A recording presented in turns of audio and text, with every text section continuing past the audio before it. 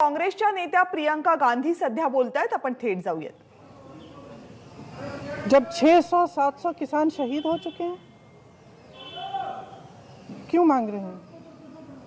क्या ये देश समझ नहीं रहा है कि चुनाव आ रहे हैं? उनको लग रहा होगा परिस्थितियां ठीक नहीं हैं। विधानसभा के चुनाव जो हैं उनका सर्वे आया है, उसमें उनको दिख रहा है कि परिस्थितियां ठीक नहीं हैं, तो अब चुनाव से पहले वो माफ़ी मांगने आ गए हैं।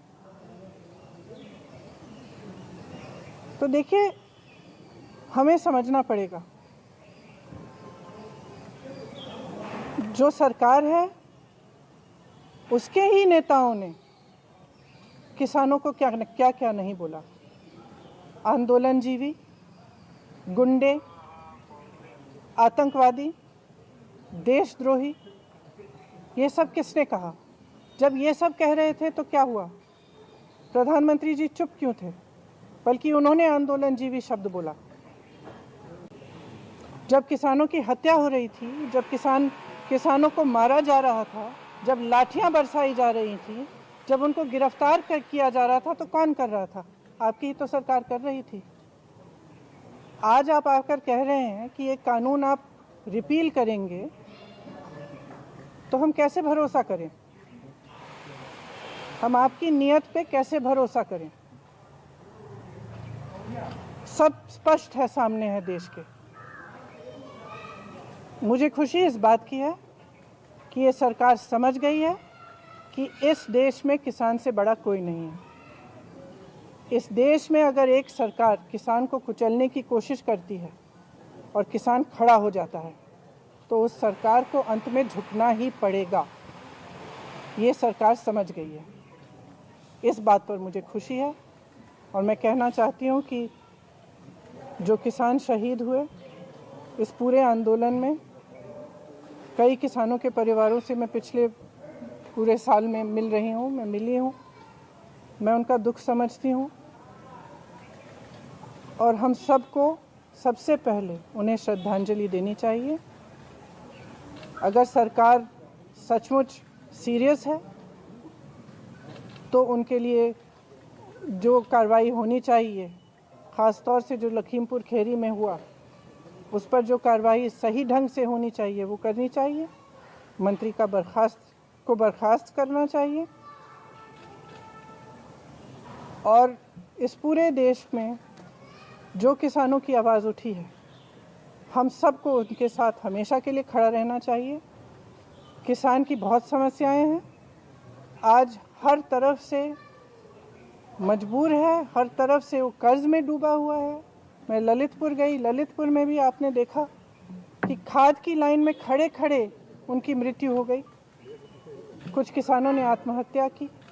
तो किसानों की जो समस्या है, जिसके लिए किसान आंदोलन कर रहे हैं, उसको ठीक तरह से समझना, उनकी समस्याओं को ठीक तरह से सुलझाने का कर्तव्य हम सबका है। मैं ये भी कहना चाहती हूँ कि मुझे खुशी है कि जितने भी विपक्ष के दल हैं, सब ने पूरी तरह से समर्थन किया इस आंदोलन का और किसान डटे रहे। हमारे भाई बहन जो दिल्ली के बॉर्डर पे भी थे और तमाम प्रदेशों में, सब डटे रहे और आज हम उन सबको धन्यवाद देना चाहते हैं। जैसे मैंने कहा, जो शहीद हुए हैं उनको श्रद्धांजलि देना।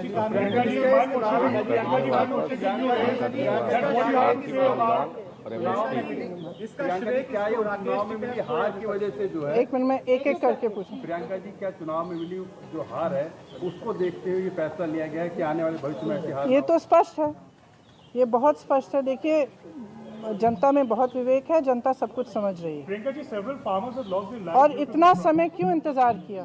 इतना समय क्यों इंतजार किया? आप आज तक तो आप कुछ नहीं बोले। एक बार आप बॉर्डर पे नहीं गए, एक बार किसानों से मिलने नहीं गए, एक बार बातचीत नहीं की। जहां हत्याएं हो रही हैं वहां भी नहीं गए आप, इतना पास आकर नहीं गए। तो आज अचानक क्या हो गया है? स्पष्ट है, चुनाव आ रहा है। प्रधानमंत्री जी ने माफी तो मांगा, लेकिन एक बार भी जो लोग 500-700 किसान शहीद हुए 1.5 साल के पूरे आंदोलन में, उनके लिए वो श्रद्धांजलि नहीं दी है, उनकी बात नहीं आई है, उनके फैमिलीज की बात नहीं आई। वही मैं कह रही हूँ कि सबसे पहले तो उन्हें श्रद्धांजलि दीजिए ना, जो शहीद हुए हैं। उनके परिवारों पर आज भी क्या बीत रही है। उन्होंने अपने पूरे भाषण में एक बात कही कि कृषि कानून किसानों की बेहतरी के लिए थे, लेकिन कुछ किसान ऐसे थे जो उससे नाराज थे। तो फिर भी अभी भी जब वो अपने एक तरह से जो उन्होंने गलत किया है उसको पहचान रहे हैं, इसीलिए वो आज भाषण दिया उन्होंने, लेकिन अभी भी ये एक फ़र्क बनाना चाहते हैं कि ये किसान जो आंदोलन कर रहे हैं ये अलग हैं और बाकी देश के किसान अलग हैं। ये बात बिल्कुल गलत है। पूरा देश का किसान एक है। आज देश में एक भी किसान नहीं है जो प्रताड़ित नहीं है, एक भी किसान नहीं है जिसकी बड़ी बड़ी समस्याएं नहीं हैं, जो कर्ज में नहीं डूब रहा है हो या किसी और वजह से दिक्कत उसको नहीं आ रही हो। आपने देखा है पेट्रोल और डीजल के दाम क्या हैं। डीजल के दाम से का सबसे बड़ा प्रभाव किस पर होता है? खाद मिल नहीं रही है, खाद की लाइन में लोग गुजर रहे हैं।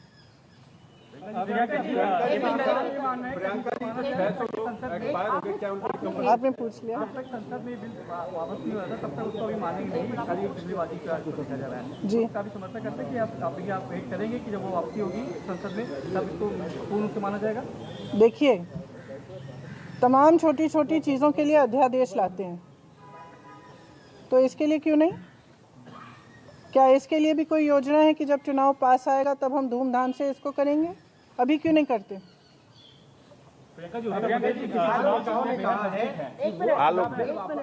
आंदोलन जारी रखेंगे और वो वापस नहीं जाएंगे, तो इसमें क्या कांग्रेस इसका समर्थन करती है? आपको लगता है कि आपका स्टैंड क्या है? उनका स्टैंड बिल्कुल सही है, क्योंकि जब इस सरकार की नीयत पर भरोसा नहीं किया जा सकता। इनका रुख रोज बदलता है, तो ये बिल्कुल सही है कि पहले कानून रिपील करें ठीक ढंग से, फिर देखा जाए। Priyanka ji, one question, given that the farm laws have been repealed at the end of the day. They have not been repealed yet. They have not been repealed yet. Yes. Yes. Would the opposition in UP have to recalibrate their strategy in any way for the western part of the state? Do you feel that that is something that you and the political entity I feel that the people of India are extremely wise, and I feel that the people of India are extremely wise. Frankly, there is no one wiser than the farmer. He knows what is good for him, he knows who stands up for him, and he has seen what this government has done, not just with the farm laws, but progressively over the last 7 years to weaken him and to ensure that the agriculture is handed over to certain large industrialists. ABP माझा, उघडा डोळे बघा NEET.